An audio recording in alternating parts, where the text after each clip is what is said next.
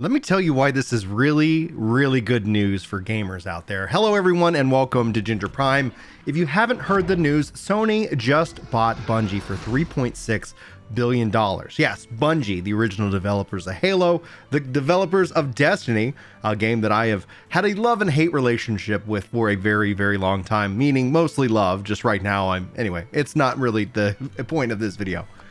Bungie and Sony. This is really good for gamers because if you actually look at the details, the announcements, the Q&As, the blog posts, when you dive into the detail, this signals something truly masterful, something I've been hoping for within Sony's ecosystem for a long time, and it's Sony has changed. Sony has changed, and I think this is going to benefit PlayStation players. I think this is going to benefit everybody who considers themselves a gamer or who have ever been a gamer, but mostly this is going to just benefit people who love and enjoy video games. Now, Destiny is about to launch, the Witch Queen, and the fact that they're joining Sony means nothing's changing, and that's the actual point, and that's the beautiful thing about it. Full crossplay is still going to be there. You're going to be able to play wherever you want to play. And Bungie, having shifted into the role of publisher and also working on their Project Matador, hopefully I'm pronouncing that right, they've got a really big future, and it's always been kind of teased. Will Microsoft also be acquiring them? But obviously after the announcement of Activision and Blizzard going over to Microsoft, Sony had to respond. Sony had to respond with a really, I guess, right acquisition. And why I think this is the most important thing is because at its core, it signals crossplay as a core aspect. It signals PC and cross-platform and publishing on, yes, Xbox.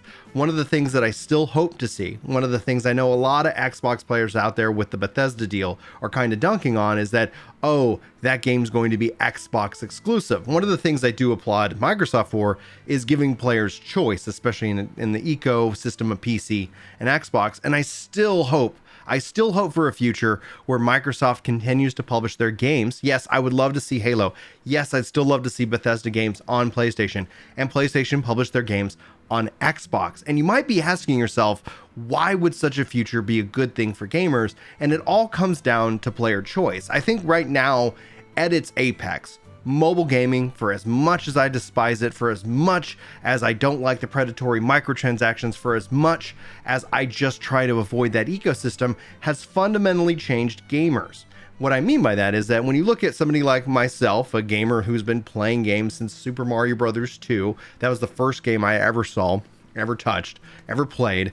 I remember console wars. I remember console generations. I remember that aspect. And Sony launched the PS5, and it's been doing quite well, with that mindset of generations. Hey, we believe in generations, but it's been slowly eroded, especially since the launch, and especially with things like what Microsoft's been doing and what Game Pass is doing. And it's making gaming open for everyone, available to anyone.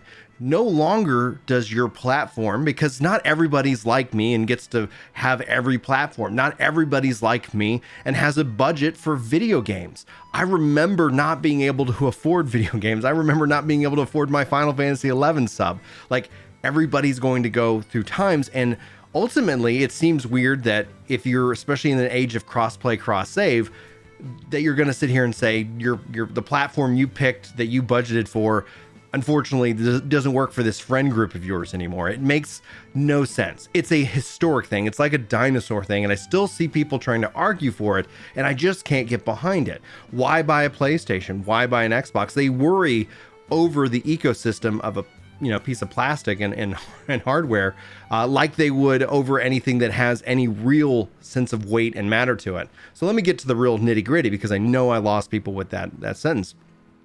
The reason you buy a PlayStation or an Xbox shouldn't be that you can only play this one game on it.